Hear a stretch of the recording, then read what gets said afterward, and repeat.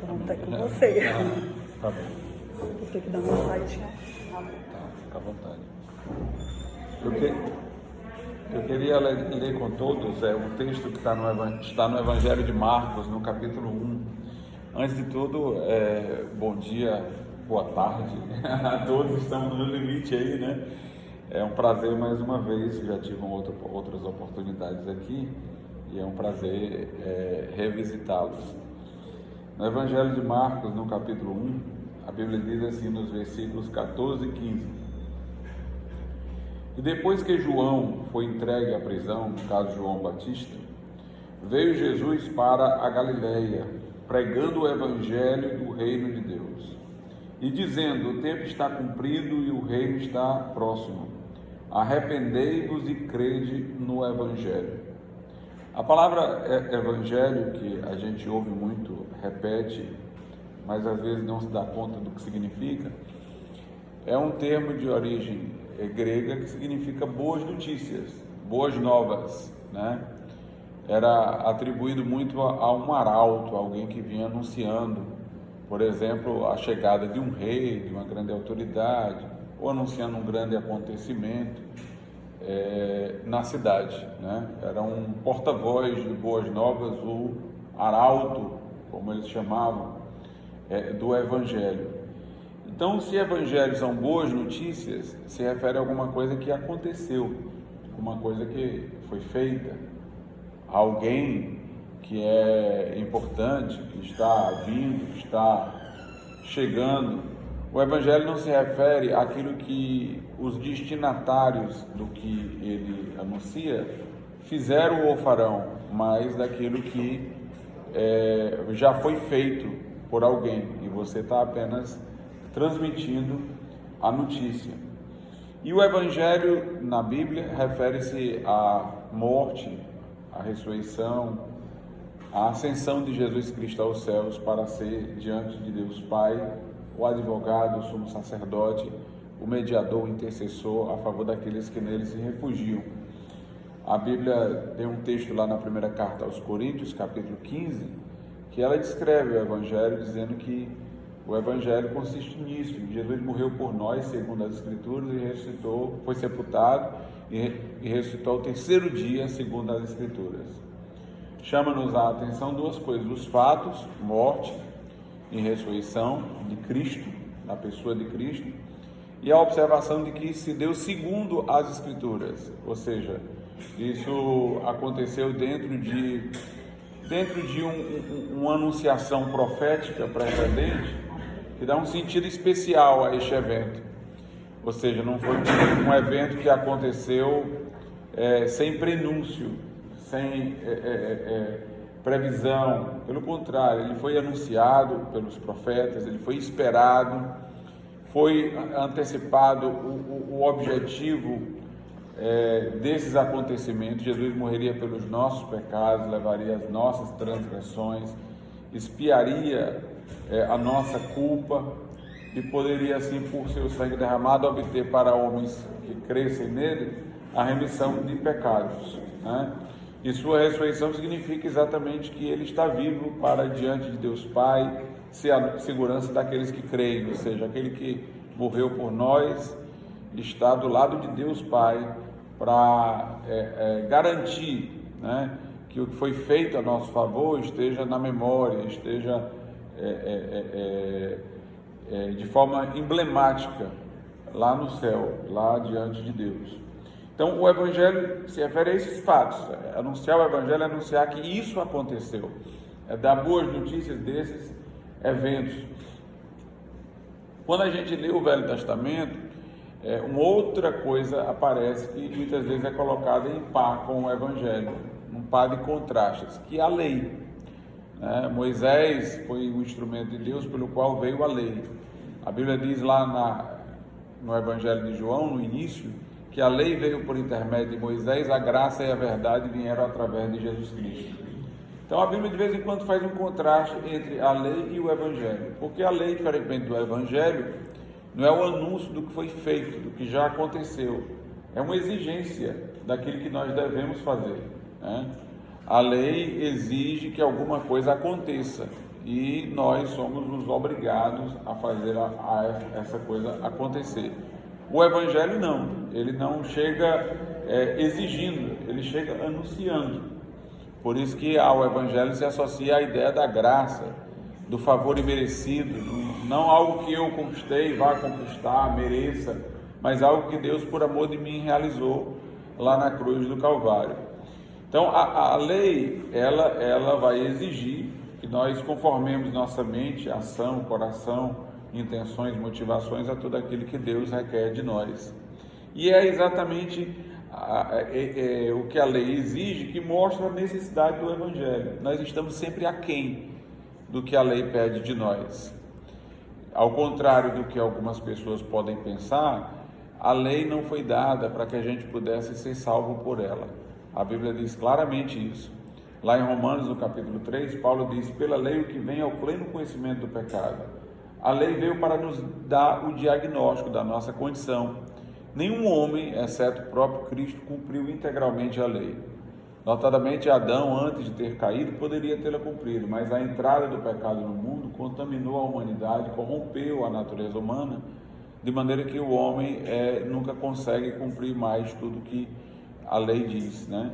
Ele tem suas faculdades debilitadas pelo pecado, que, como uma doença, tirou as forças e energias morais, espirituais do ser humano. Então nós sempre estamos em dívida à luz da lei, nós sempre estamos em débito, nós sempre somos condenáveis diante de Deus se formos julgados à luz da lei. Por isso, um grande equívoco do pensamento popular é imaginar que Deus tem uma balança e coloca de um lado obras boas, do outro lado obras más, e que ele faz um peso das duas, e se a gente tiver um saldo aí de obras boas, a gente merece o céu. Na verdade, Deus não vai fazer essa coisa da balança, porque Deus exige de nós a perfeição, Deus exige de nós a conformação com a sua lei integralmente, né? Não teria sentido eu simplesmente procurar para um criminoso algumas coisas boas que ele possa ter feito para não puni-lo. Não, se ele infringiu a lei, ele vai ser punido. A lei tem a sua punição, a lei não vai considerar o que ele fez de bom antes ou depois, né? Não, se ele cometeu aquele ato tem uma sentença para ele. Então, se nós descumprimos a lei de Deus, não importa se existe outro pior do que nós estamos em dívida para com Deus, tanto quanto o outro. Obviamente que o outro pode ter se aprofundado no pecado, mas nós estamos já sob a sentença da lei. Então a Bíblia diz: todos pecaram e destituídos estão da glória de Deus. Então a lei não foi dada ao homem, já que foi dada ao homem caído, foi revelada por Moisés a um homem que já vinha sob os efeitos da queda adâmica. Ela não foi dada para que nós pudéssemos então, eu vou fazer o que a lei manda, fazer o melhor que eu posso e ganhar o céu. Não, a lei foi dada para que você realmente tentasse fazer isso, para que você tentasse obedecê-la, para que você tentasse fazer o melhor realmente que você pode, mas para você concluir no final de que por mais que você tenha feito o melhor que possa, você ainda está devendo, né? Aliás, a grande parte das pessoas que minimizam as coisas, não, eu não sou tão mal assim, eu também tenho coisas boas, eu não estou em dívida com Deus, o que eu fiz de mal, muito o que eu fiz de bom vai remediar, são pessoas que normalmente estão pouco interessadas no que diz a lei de Deus. Quando a pessoa realmente está muito interessada no que diz a lei de Deus, é o contrário, ela começa a enxergar muito mais tropeços na sua vida do que ela enxergaria se ela estivesse desinteressada. Se eu colocasse alguém incumbido aqui de corrigir essa pintura, o fato de ele ter esse objetivo de corrigir essa pintura o faria ver muito mais distâncias aqui do que qualquer um de nós que tem uma visão panorâmica e não está preocupado com isso. Se eu colocar uma pessoa para varrer um lugar, ela vai encontrar muito mais poeira do que o outro que não recebeu essa incumbência e está só olhando a generalidade. Então, se eu realmente estiver interessado em descumprir a lei de Deus, eu vou descobrir que eu tenho muito mais pecado do que eu imagino ter. Tenho muito mais tropeços do que eu tenho. Então a lei foi dada para nos colocar diante do espelho, nos confrontar com uma coisa da qual nós queremos todos fugir. É reconhecer que nós somos culpados no tribunal de Deus. Mas aí vem o Evangelho. O Evangelho é a boa notícia de que alguém morreu por nós, alguém pagou o preço satisfatoriamente. Essa pessoa, para fazer isso, teria que ser, primeiro, um homem perfeito, porque se ele próprio fosse culpável, qualquer castigo que ele sofresse já era o que ele merecia. Ele precisava não merecer para morrer por aqueles que merecem, substitutivamente. Mas para ele dar um valor infinito a esse sacrifício, fazer esse sacrifício valer para todos, em todos os tempos, em todas as épocas, para qualquer pessoa e tal, ele teria que ser divino, ele teria que ser Deus. Então aí onde o Filho de Deus, um com o Pai, que é Deus, se fez carne e habitou entre nós. Ele nasceu de um modo miraculoso, houve uma intervenção do Espírito Santo na formação de seu corpo, exatamente para que, não nascendo de modo natural, ele pudesse não ser contaminado pelos efeitos do pecado, né? Porque se ele nascesse pela via natural, seria mais um de nós, sob os efeitos da queda e tudo mais. Então ele veio sem essa corrosão moral.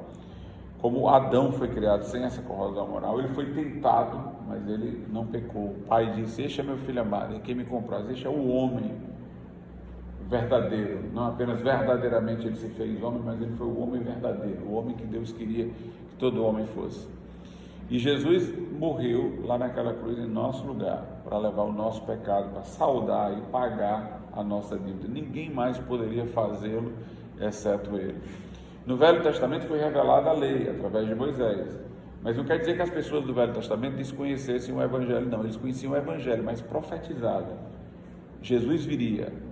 O homem do Velho Pacto, do Velho Testamento, ele foi salvo pelo Evangelho, tanto quanto alguém pode ser agora. Sendo que a fé dele era uma fé profética, era uma fé para o futuro. Ele cria que viria, não que já aconteceu.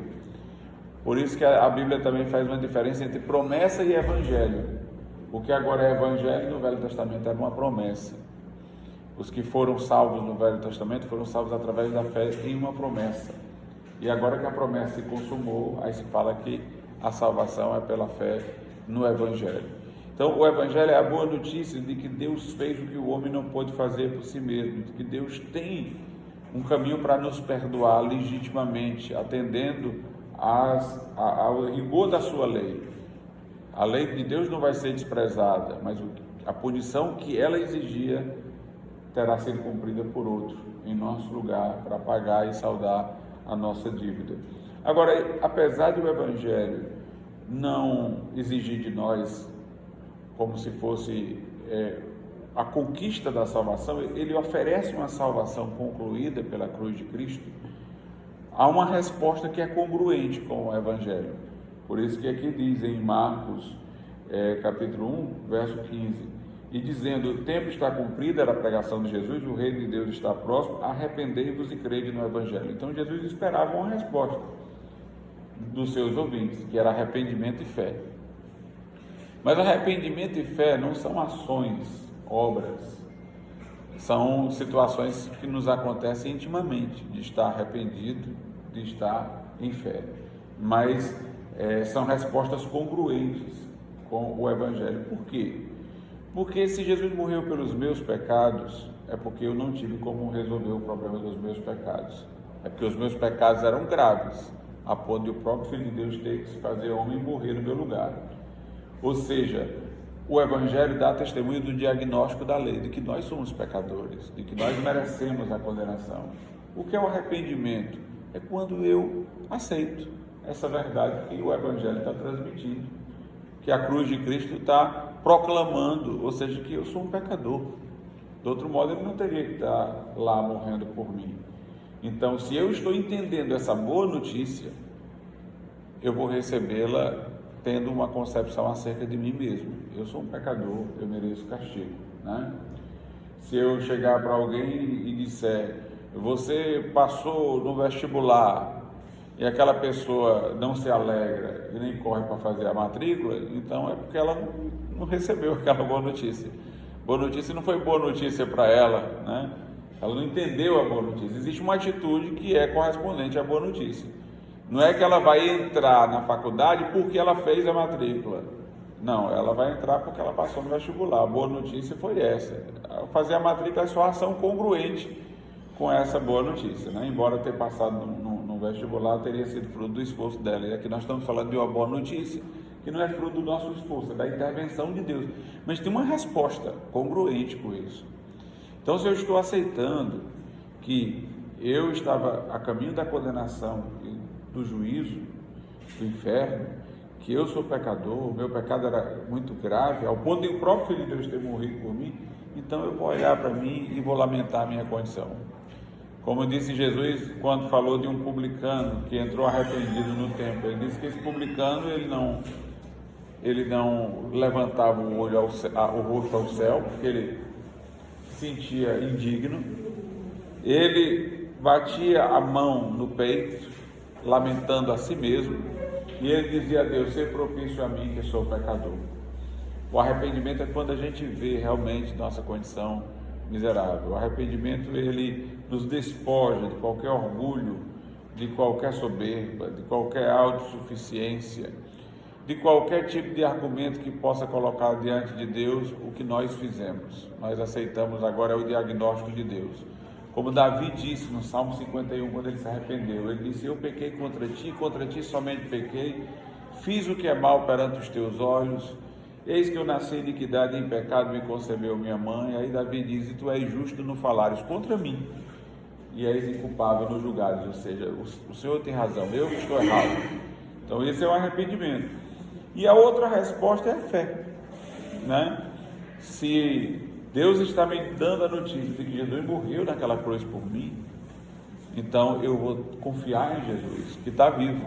Eu não vou confiar no morto, eu vou confiar no vivo, eu vou confiar que esse Jesus que está à direita de Deus, ele lá no céu, ele reivindica para mim que eu seja aceito diante de Deus pelos méritos do seu sacrifício. Eu vou confiar que ele é o meu advogado, é o meu sacerdote, é o meu intercessor. Eu vou confiar que a sua morte na cruz resolveu o meu problema, pagou a minha culpa. Essa não é uma fé meramente doutrinária, porque não é uma fé numa série de proposições, de informações, não é aceitar um credo meramente. É uma fé pessoal, eu confio numa pessoa. Eu confio que aquele que morreu por mim está lá à direita de Deus, é o meu intercessor, advogado, ele está lá a meu favor, eu confio nele. É uma confiança pessoal, não é uma confiança numa proposição, não é uma confiança numa instituição religiosa, é uma confiança numa pessoa. E é uma confiança que me faz aproximar-me dele, até porque foi antecedida pelo arrependimento. No arrependimento eu lamentei quem eu era. No arrependimento eu desejei sair de dentro de mim mesmo, porque eu me olhando do lado de fora eu não vi o que gostaria de ter visto. Eu passei a me enxergar como Deus me enxerga e vi minha situação miserável. Então, no arrependimento eu quero sair de mim, e na fé eu quero me encontrar com Cristo, eu quero me encontrar com Ele. Então, o arrependimento me tira do casulo, né? E a fé me une a Jesus. A Bíblia mostra a fé como algo que nos une tão profundamente a Jesus, e às vezes ela descreve o cristão como aquele que está em Cristo, e às vezes como aquele em quem Cristo está. É como se houvesse uma união profunda. Essas expressões parecem contraditórias, né? Está em Cristo e Cristo está em nós. Eu acho que tem uma ilustração da Bíblia que resolveria esse problema. É uma casa edificada sobre uma rocha. Uma casa edificada sobre uma rocha não é como uma casa sobre uma areia, só colocada assim, superficialmente por cima. Ela é cravada dentro da rocha. A rocha entra dentro dela por dentro. É o chão dela, e não vai ser um chão regular naquele tempo, né? Ela entrar dentro da casa. Então, se você imaginar uma casa dentro da rocha, ela está na rocha, mas a rocha também está nela. E aí a Bíblia diz: uma casa edificada sobre a rocha, pode vir a tempestade, o vendaval, a chuva torrencial, ela se mantém de pé, diferente de uma casa sobre uma areia. E Jesus falou dessa casa sobre a rocha como ilustração daquele que se arrependeu e veio a Ele, saiu de si e veio a Ele. Essa é a maneira dele falar de fé. O que vem a mim, de maneira nenhuma eu lançarei fora. Quem tem sede, vem a mim e beba. Ir a ele da ideia de uma ida para uma união. Então eu me arrependo saindo de mim e indo até ele, formando esse enlace onde ele está em mim e eu estou nele. E a Bíblia diz que depois que isso acontece, essa fé se estabelece, essa união com Cristo se estabelece. Então essa pessoa, obviamente, vai passar por tribulações, aflições e tentações. De outra maneira, Jesus não teria precisado falar de chuvas torrenciais como ilustração, tempestade. Obviamente, tudo isso balançaria uma casa de alguma maneira. Mas essa casa vai se manter de pé, porque ela tem um bom fundamento, né? Depois que a pessoa tem uma união com Cristo, ela não vai se portar da mesma forma nas suas tribulações. Se ela teve segurança de Jesus para salvá-la do inferno, quanto mais das dificuldades terrenas. Se ela entende que Jesus é um aliado dela para reconciliá-la com Deus em relação ao problema mais radical, que é a condição da nossa culpa no tribunal divino, quanto mais para resolver algumas coisas terrenas. E se ela está ligada a Cristo, obviamente ela vai querer ser como Cristo. Ela vai querer ser uma seguidora de Cristo. Óbvio. E diante das tentações ela vai querer agir da maneira que Jesus agiria. Então ela não vai se entregar mais às tentações como antes fazia. Ela agora tem uma nova vida, uma vida recheada de gratidão a Deus por tê-la salvo e uma vida totalmente focada na contemplação de Cristo e das maravilhas que Ele fez. E quando nós contemplamos a Cristo, nós nos tornamos como Ele é. Assim como quando alguém admira outro, naturalmente, espontaneamente, não por deliberação, ele procura seguir o exemplo daquela pessoa, né? Então, o cristão vai ter em Cristo força para vencer tentações, para o mal, para resisti-las, para vencer as tribulações, né? Por mais que nele haja agitações, tropeços incidentais, mas ele se erguerá, ele seguirá adiante, porque ele está numa união profunda com Cristo, inseparável. Ele está em Cristo e Cristo está nele. Essa é a condição do cristão. Mas o Evangelho são essas boas notícias. E a resposta congruente com o Evangelho é essa. Se aquele que morreu na cruz mostrou quão pecador eu era, então eu me lamento profundamente a condição de pecador.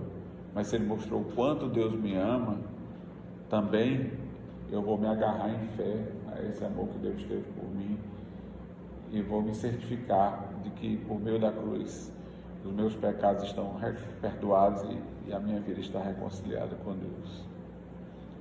Amém.